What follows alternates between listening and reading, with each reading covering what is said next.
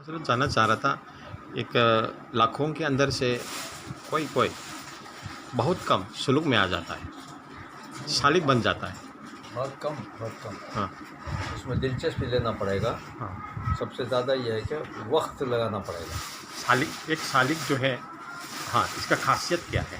اس کا خاصیت یہ ہے کہ 5 وقت کے نماز کے علاوہ نوافل کی پابندی کرنی پڑے گی، جی اور پورے دن اور رات میں جو سنتیں ہیں جی، اس کی پابندی بھی کرنی پڑے گی۔ ہاں جی 5 وقت کی نماز تو ہر آدمی پڑھتا ہے، جی، لیکن سنتوں کی پابندی کرنی پڑے گی، نوافل کی پابندی کرنی پڑے گی، کثرت سے تلاوت کرنی پڑے گی، اور کثرت سے ذکر کرنا پڑے گا، کثرت سے دعا مانگنی پڑے گی۔ جی، مطلب وہ عمل میں بہت زیادہ اضافہ کرنا پڑے گا۔ اچھا،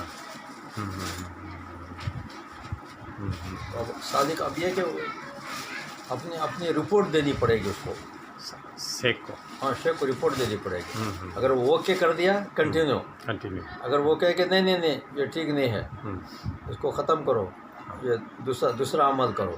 اچھا، جیسے ڈاکٹر کے پاس جاتے ہیں نا، ایک کیپسول دیتا ہے، ایک انجیکشن دیتا ہے، ایک ٹانک دیتا ہے، کچھ بھی دیتا ہے وہ بیچارہ، جی، اور اس کے بعد جو ہے فزیوتھراپی بولتا ہے، ایکسرسائز بولتا ہے، تو کنٹینیو کرنا پڑتا ہے۔ پھر رپورٹ دینا پڑتا ہے اس کو 3 دن میں، 10 دن میں۔ تو کہے گا کہ اچھا ٹھیک ہے فزیوتھراپی چھوڑ دو، اب تم صبح جو ہے 5 کلومیٹر چلو، ایسا نا، مثال کے طور پر، ہاں تو ایسا ہے۔ تو جو باطنی امراض ہیں، ریاکاری ہے، جو ہے اندر جو ہے بدنیتی ہے، اور نفس امارہ کی لذتوں میں آدمی پڑ گیا ہے، جو بھی ایسا ہوتا ہے نا، تو اس کے لیے سلوک سے علاج ہوتا ہے، سلوک سے علاج ہوتا ہے۔ تو اس کے یہ ہے کہ شیخ سے وابستگی ہونا، وابستہ اب کوئی کر نہیں سکتا، وہ لاکھ میں کوئی ایک آدمی کرے گا۔ تو جیسے شیخ جو ہے اس کا علاج بتائے گا، اس کو وہ کنٹینیو کرنا، تو اس کا ظاہری عمل بھی ٹھیک ہو جائے گا، باطنی اور بھی، اس کا باطنی عمل بھی ٹھیک ہو جائے گا۔ اس کو کہتے ہیں سلوک، جی جی جی، سلوک اللہ، سلوک مطلب سلوک اللہ، اللہ کے احکامات کی پابجائی جو ہے، اور اللہ کی طرف رجوع، انابت،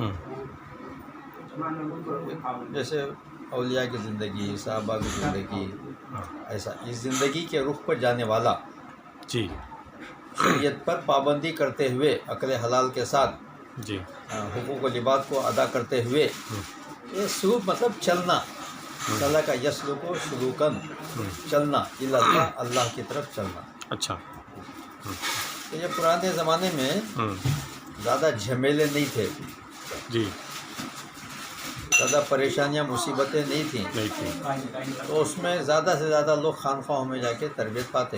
اچھا، اب ایک تو وہ بزرگ، وہ ہستیاں بھی نہیں رہیں جو مستقل خانقاہی نظام چلاتے تھے، جی، جیسے تھانہ بھون ہے، سہارنپور ہے، ہاں، جلال آباد ہے، جی، اور رائے پور ہے۔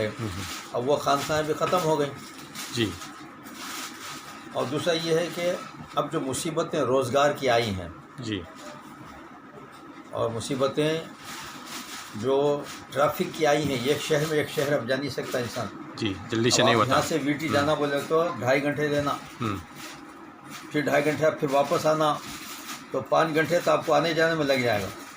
تو آپ اپنے جابس کے ساتھ، اپنے ملازمت کے ساتھ کہیں پر پابندی سے شیخ کے مجلس میں جا نہیں سکتے آپ، یہ سب پرابلمس ہیں اب۔ تو اس میں جو ہے خانقاہی نظام جو ہے تھوڑا اس درجے جو پہلے تھا، جی، اب وہ کم سے کم ہوتا جا رہا ہے۔ خیر جو بھی ہے غنیمت ہے، 100% یہ نہ صحیح، 50% صحیح، آدمی اگر چاہے تو آج بھی وہ متقی بن سکتا ہے، جی، جی، متقی بن آج سکتا بھی ہے، اس کو ولایت مل سکتی ہے، ولایت مل سکتی ہے، آج بھی اس کے اندر خوف و خشیت آ سکتی ہے، جی، آج بھی وہ اخلاص للہ کی روحانیت میں زیادہ سے زیادہ جو ہے اللہ کا تقرب پا سکتا ہے، وغیرہ وغیرہ۔ جی، جی، جی، اور اس کے لیے ویسی مجالس ہونا، ویسی صحبتیں ہونا، ویسے لٹریچر کا مطالعہ ہونا، ہاں، پھر اللہ چاہے تو سب کچھ ہو جائے گا انشاءاللہ۔ جی، جی، شکریہ، جزاک اللہ۔